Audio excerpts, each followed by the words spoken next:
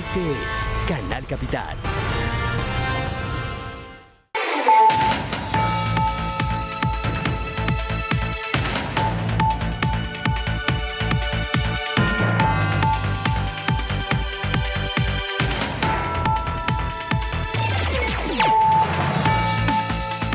Muy buenas noches, bienvenidos como siempre a Opina Bogotá, el espacio para la opinión, el debate y las entrevistas aquí en el Canal Capital.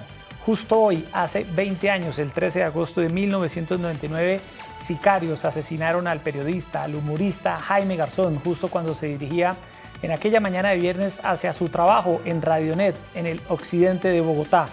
20 años donde este proceso ha estado lleno de toda clase de dudas, a tal punto que la familia, cuando se cumplen 20 años, advierte que el proceso por la muerte de Jaime Garzón va a quedar en la impunidad. ¿Qué ha pasado a lo largo de estos 20 años en la búsqueda de la verdad de quienes ordenaron el asesinato de Jaime Garzón?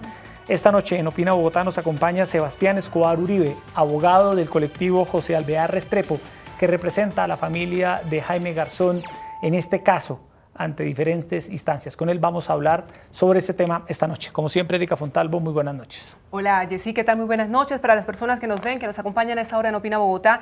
Jaime Garzón sabía que lo iban a matar. Quienes estábamos en su entorno cercano por razones laborales, conocíamos también que Jaime estaba siendo perseguido, estaba siendo acosado, y él tenía claro que se podría producir un desenlace fatal en cualquier momento. Durante esa semana, Jaime no fue a trabajar, estuvo buscando por distintos medios tener un contacto con alguna persona que lo pudiera acercar a Carlos Castaño para tener la posibilidad de hablar con él. Finalmente lo logra tras una entrevista que tuvo en una de las cárceles de Bogotá con un jefe paramilitar allí preso, y pensaba, Jaime me lo dijo horas antes de su asesinato, que podría convencer a Carlos Castaño de que reversara la orden de su asesinato. Sin embargo, no fue así. Muy temprano salió a trabajar ese viernes 13 de agosto rumbo a Radionet en el occidente de Bogotá, y ahí lo estaban esperando los sicarios que finalmente le quitaron la vida.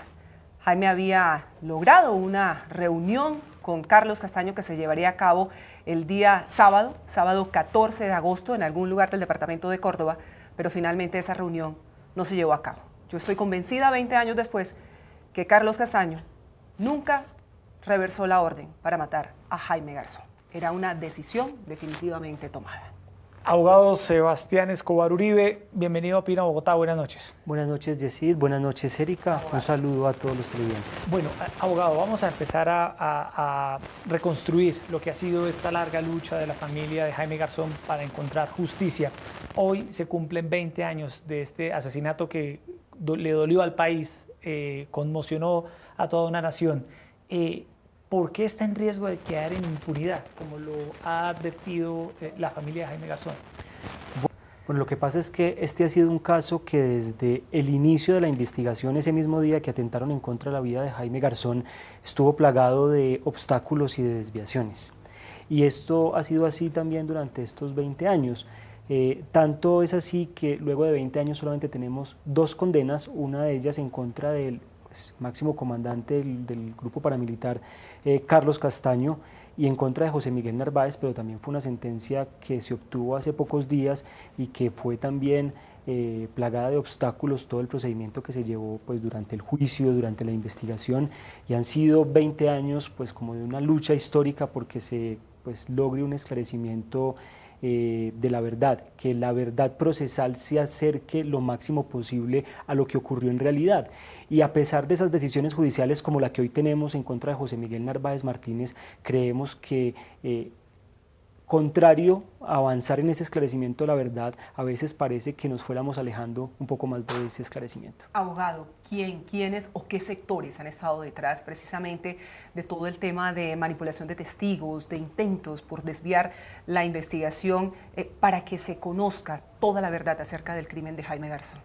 Bueno, el día que asesinaron a Jaime Garzón, ese 13 de agosto de 1999, ese mismo día llegó una supuesta testigos al DAS, al Departamento Administrativo de Seguridad DAS, que señalaban que habían sido testigos presenciales de los hechos.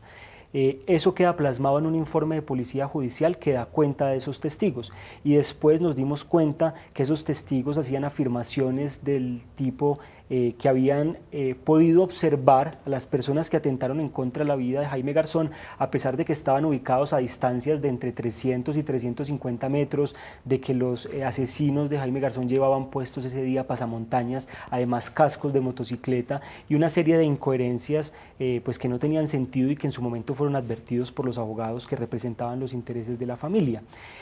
Sin embargo, lo que quiero destacar es que desde ese mismo momento, desde el día en que asesinaron a Jaime Garzón, la estrategia del montaje ya estaba totalmente adoptada y puesta en marcha, tanto así que ese mismo día llegaron los testigos falsos a declarar que habían visto quiénes habían sido los montaje asesinos. en el interior del DAS, porque luego también se pudo comprobar que fueron muchos agentes del DAS, si no estoy mal, 8 agentes del DAS, además de estos 3 testigos falsos, entre ellos María Amparo Arroyave, de la cual usted habla, quienes precisamente planearon todas estas versiones iniciales para desviar la investigación.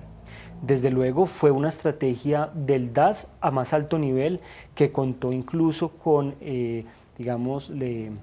trabajó en el desarrollo de esta estrategia hasta el director regional de Antioquia, que después también fue un personaje que estuvo vinculado al caso de las chuzadas, pues célebremente conocidas las chuzadas del DAS.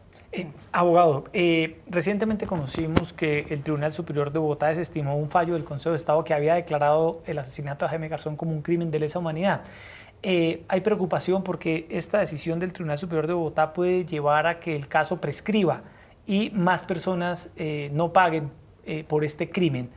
¿Qué fue lo que pasó y en dónde está la preocupación de la familia de Jaime Garzón por esta decisión del Tribunal Superior? Bueno, esta decisión del Tribunal Superior fue la decisión mediante la cual se confirmó la condena en contra de José Miguel Narváez Martínez.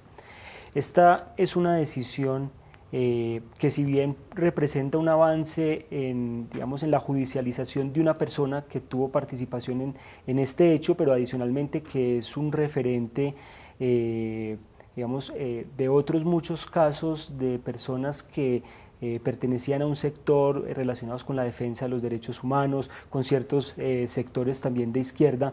José Miguel Narváez fue una figura esencial en la comisión de esos crímenes y hoy es de hecho judicializado por muchos de ellos, por el magnicidio de Manuel Cepeda, por el secuestro incluso de Piedad Córdoba y muchos otros casos. Entonces es una decisión que en principio significa un avance en la judicialización de una persona como José Miguel Narváez Martínez.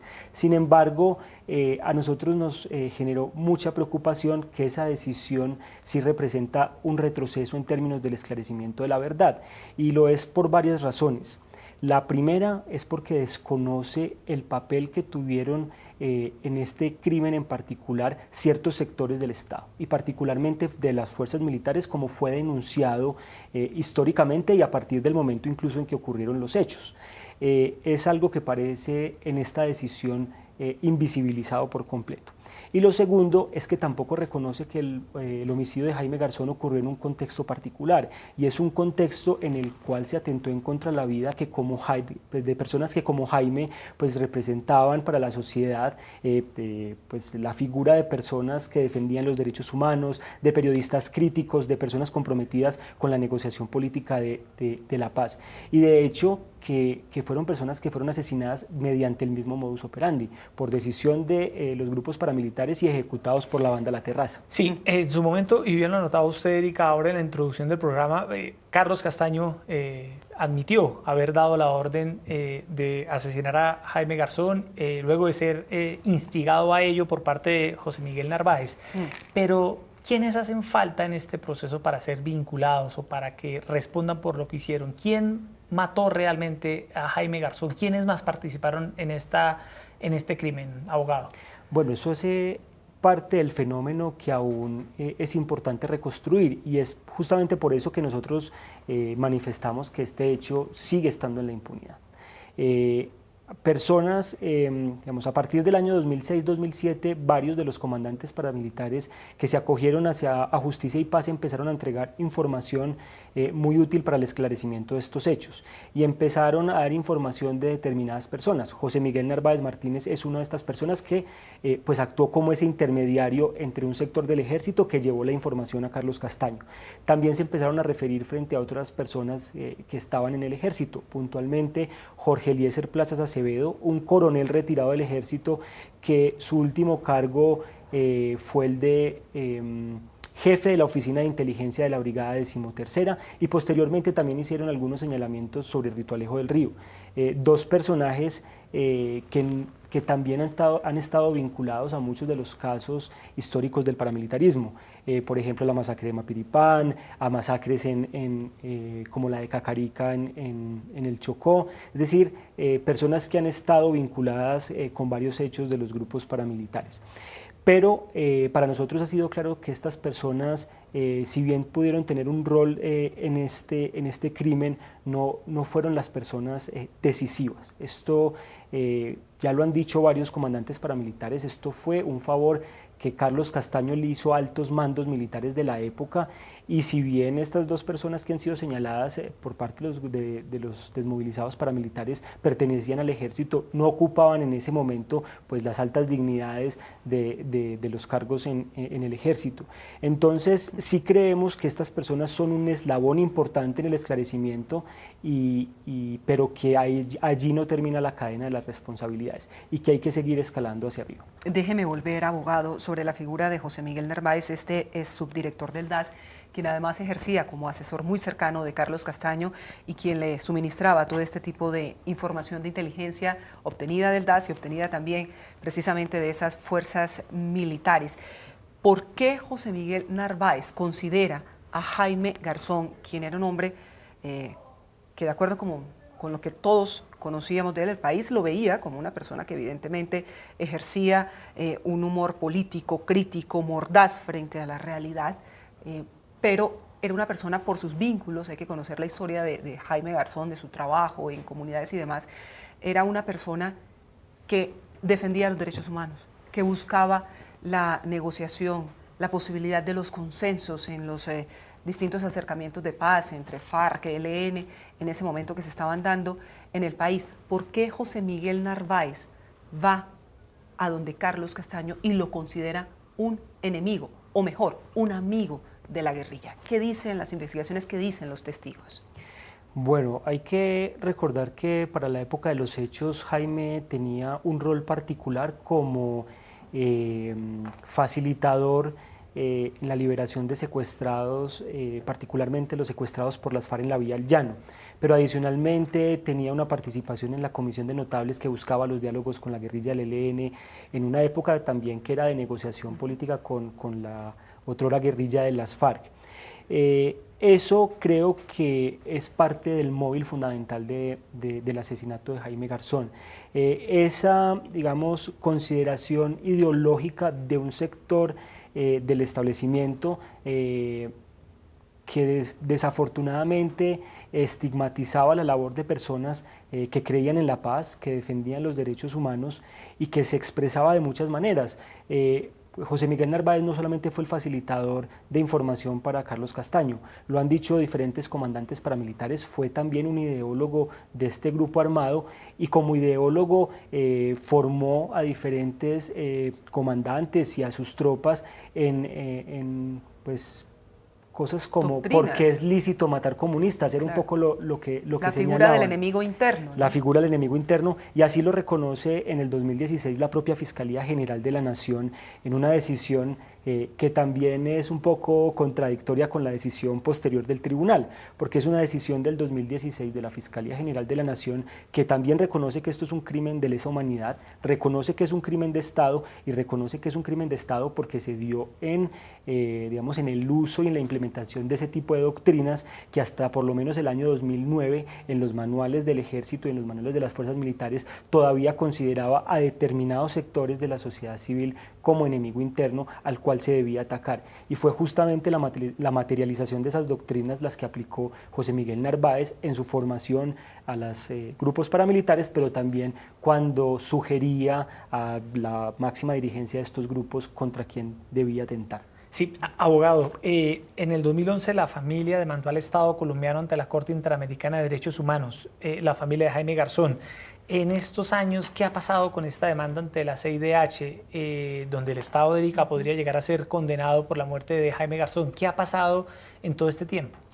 Bueno, realmente desde el año 2011 se presentó una petición al sistema interamericano, a la Comisión Interamericana de Derechos Humanos, por la responsabilidad del Estado en la violación de los derechos digamos, reconocidos en la Convención Americana de Jaime Garzón y de sus familiares.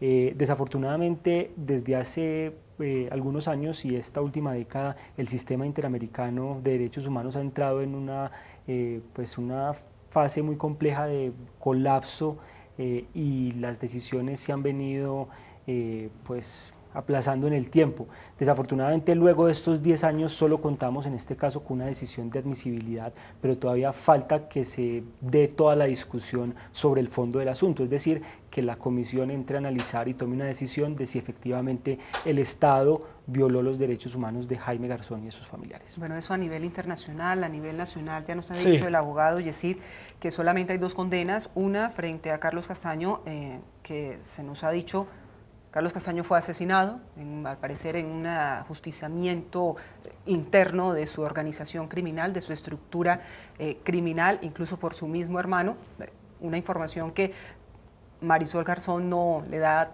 total crédito frente a que efectivamente haya sido asesinado, y el caso de este señor Narváez. Ahora bien, teniendo en cuenta que ahí también está vinculado el coronel Jorge Eliezer Plazas Acevedo, quien estuvo 10 años prófugo y finalmente fue recapturado en el 2014. Y se habla también de Rito Alejo del Río, y se habla del señor Santoyo, Mauricio Santoyo. Todo este caso podría terminar en la Jurisdicción Especial para la Paz, abogado. Bueno, ahí hay que, digamos, tener en cuenta varias cosas.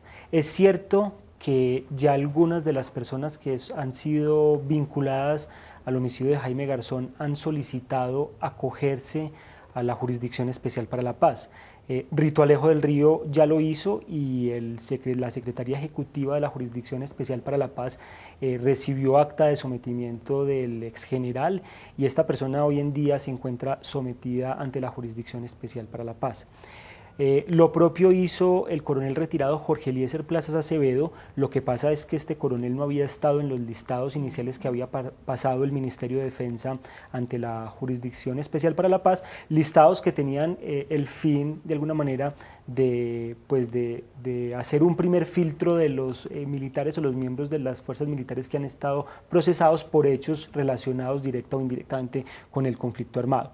Como no hizo parte de esos listados, eso generó que el trámite de este coronel fuera un poco diferente al de Rito Alejo y que se haya un poco demorado más la decisión por parte de la jurisdicción. Sin embargo, en este momento está en estudio y en los próximos días o en las próximas semanas la Jurisdicción Especial para la Paz tiene que adoptar una decisión sobre este punto. Ahora bien, ¿qué pasa un poco sobre las preguntas y las inquietudes que puedan surgir sobre el trámite de este caso en la jurisdicción? Y ahí también hay que señalar que la Jurisdicción Especial para la Paz tiene una naturaleza y está concebida para investigar hechos no aisladamente o no, digamos, la jurisdicción no puede investigar el crimen de Jaime Garzón aisladamente, sino que lo tiene que hacer como parte de un macrocaso o de una situación más amplia que revele justamente esos patrones de macrocriminalidad y esos contextos específicos en los cuales estos hechos ocurrieron. Hasta la fecha, hasta el día de hoy, dentro de los macrocasos que ha abierto la Jurisdicción Especial para la Paz, aparentemente no existe uno dentro del cual uno pueda ubicar el crimen de Jaime Garzón. No existe un macrocaso de homicidios en contra de periodistas o de homicidios en contra de defensores de derechos humanos. Que podría, pero podría abrirse porque al fin y al cabo dentro de esta estrategia hay muchos casos similares que podrían tener un contexto y además sería Jessy, Sí. uno de los escenarios propicios para que se conociera toda la verdad, abogado, porque ese es el principio y el compromiso precisamente de este sometimiento a la JEP de militares, como el caso del general Rito Alejo del Río o muchos otros, Montoya y demás, que digan totalmente la verdad en torno a los crímenes cometidos en el conflicto. Por supuesto que esa sería una alternativa, pero a la fecha de hoy ese escenario no está abierto todavía un caso o un macrocaso que permita el conocimiento del homicidio de Jaime Garzón en la Jurisdicción Especial para la Paz. Pero sin embargo, las personas que participaron en los hechos y que están vinculados hoy como Rito Alejo y como Plazas Acevedo ya han pedido su sometimiento. Y lo han hecho por otros crímenes, por otros hechos por los que se les investiga, pero también por este. Entonces, por supuesto que la salida lógica debería ser la apertura de un macrocaso en el cual se puedan conocer hechos como este y otros similares y poder develar las estructuras, las políticas y los patrones de macrocriminalidad entre los cuales se ubica este caso. Y que cuenten tanto Sí, Rito que Alejo digan del la Río verdad, como el coronel Plazas es lo que Acevedo, el país demanda, la verdad verdad de lo que ocurrió. Abogado, usted que ha revisado todos los expedientes del caso de Jaime Garzón, hoy, 20 años después, en esos expedientes es claro por qué decidieron asesinar a Jaime Garzón. Yo creo que existen elementos para concluir que a Jaime lo asesinaron, por un lado, por su labor como intermediario, pero también por los hallazgos que en medio de esta labor pudo haber encontrado. Particularmente se hablaba para la época de los hechos de que existía en la 13ª Brigada y era comandado desde la oficina de inteligencia de esa brigada toda una red, un aparato que estaba secuestrando personas en la ciudad de Bogotá. Y al parecer esa red de secuestros, que también al parecer era para la venta de armas, tenía relaciones con frentes de las FARC que operaban justamente en la vía Villavicencio y que eran comandados, por ejemplo, por el entonces comandante Miller Perdomo. Toda esa red al parecer fue descubierta por Jaime Garzón, fue una de las razones también por las cuales se atentara contra su vida.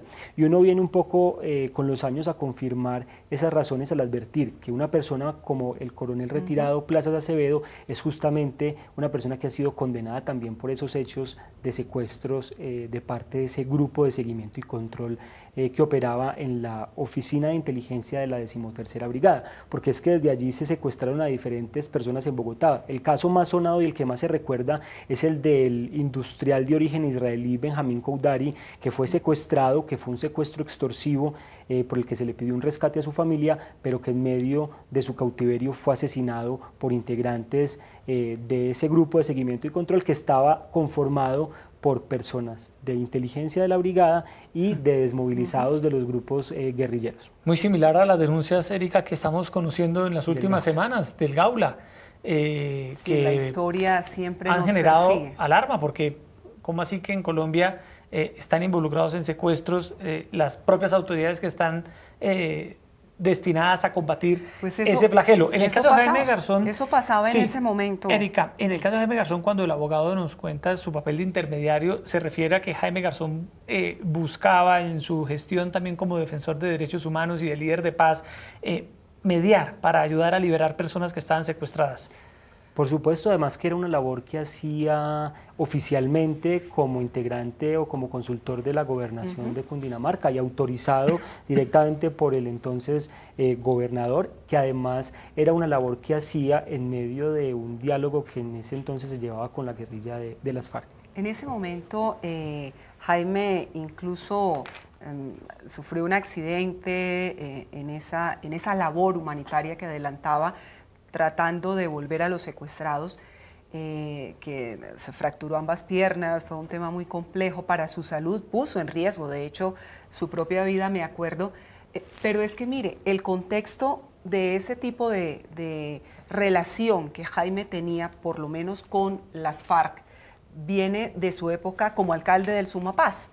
Jaime fue alcalde de Sumapaz por designación de Andrés Pastrana, quien en ese momento era alcalde de la ciudad de Bogotá, y antes los alcaldes pues eran designados, y Jaime estuvo mucho tiempo en esa zona, que era un santuario de las FARC en ese momento, y él conocía a muchos de esos guerrilleros que luego se convirtieron en jefes de esos frentes y a donde llevaban a los secuestrados en ese momento, y Jaime oficiaba precisamente como una persona bajo la orientación, la directriz de la gobernación de Cundinamarca, obviamente previa solicitud de las familias, para que se lograra adelantar una gestión humanitaria en ese sentido. También Jaime en ese momento cargaba, desafortunadamente, como en el interior de las fuerzas militares, el remoquete de auxiliador de la guerrilla por ese tipo de situaciones, y poco a poco todo eso, abogado, fue generando como esa caracterización, esa definición de un vínculo de Jaime con la guerrilla, y evidentemente todas esas personas alrededor de la guerrilla debían ser eliminadas, como efectivamente sucedió.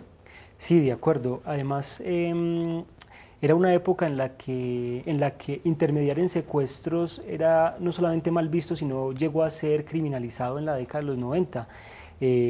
Pagar, digamos, el rescate de un secuestro o facilitar la liberación de personas secuestradas llegó a un punto en que fue criminalizado, y era parte también de esa manera de estigmatizar a las personas que ejercían esta como labor de intermediación. Es más, un reconocido futbolista como René Higuita estuvo privado de la libertad justamente por facilitar un secuestro en Antioquia. Entonces también es un poco para recordar ese contexto. Facilitar una liberación. Exacto. Sí.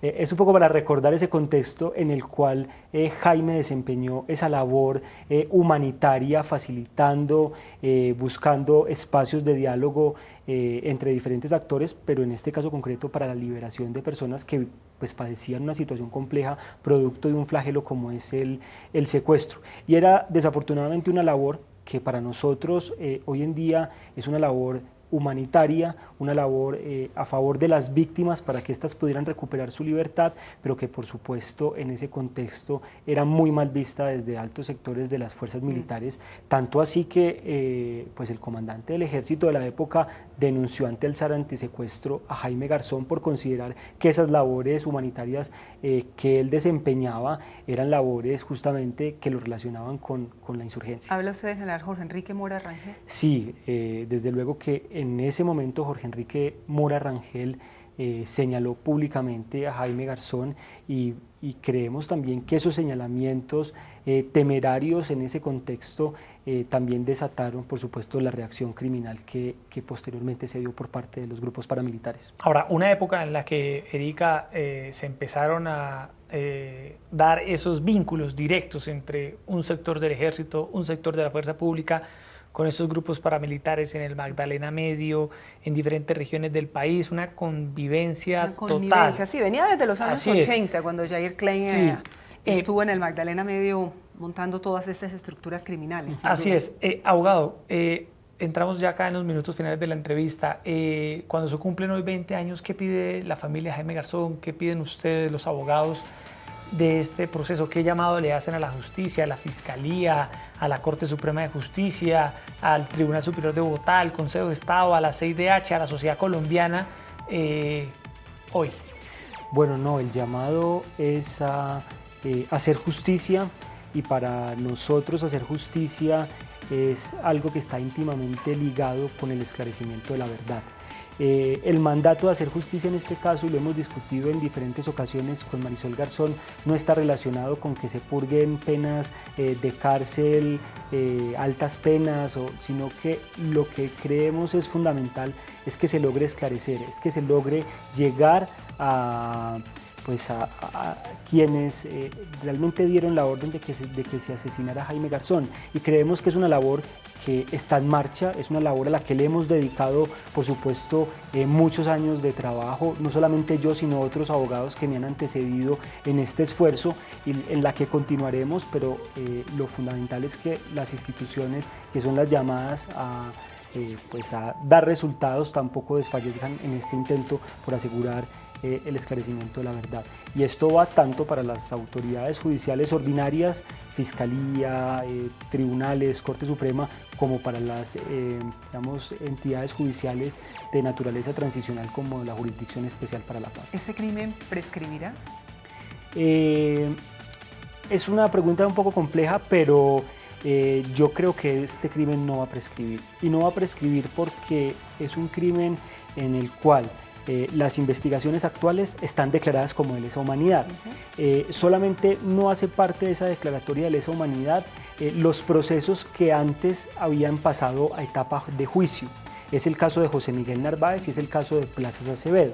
Sin embargo, pues José Miguel Narváez ya tenemos una sentencia condenatoria en segunda instancia y creemos que es muy difícil que el crimen prescriba. Y en los demás casos, particularmente Plazas Acevedo, él, al hacer la solicitud de sometimiento a la Jurisdicción Especial para la Paz, ese solo hecho suspende los términos de prescripción. Bueno, pues abogado Sebastián Escobar Uribe del colectivo José Alvear Restrepo, gracias por estar esta noche aquí en Canal Capital, en Opina Bogotá, contándonos, Erika, la lucha de los abogados, de la familia de Jaime Garzón, para saber la verdad, para conocer muy bien qué fue lo que ocurrió, por qué se dio la orden de asesinar a Jaime Garzón, que mucha falta hace en este país. ¿Qué sería el país hoy, Erika, usted que conoció a Jaime Garzón, con su voz, con su crítica, con su humor? Permitiría tener una mejor sociedad, un país que debate sus temas de manera más abierta, con base en la sátira que tanta falta nos hace hoy en el país.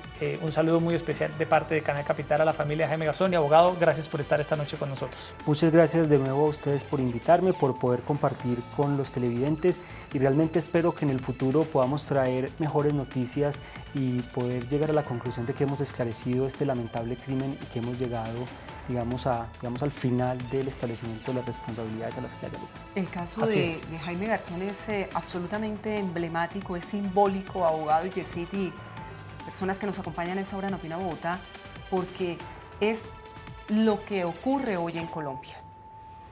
Cómo se articulan desde distintos escenarios legales e ilegales las posibilidades de encontrar la verdad sobre la realidad del conflicto en Colombia, porque el crimen de Jaime Garzón fue parte de esta dinámica de la guerra, del conflicto que tanto ha azotado nuestro país.